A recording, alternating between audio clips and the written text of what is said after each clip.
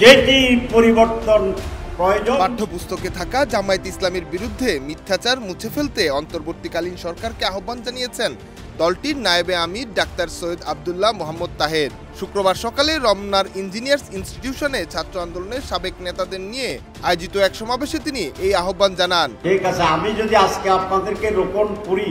ঢাকা মহানগরের উত্তরের জামায়াত ইসলামী এই সমাবেশের আয়োজন করে।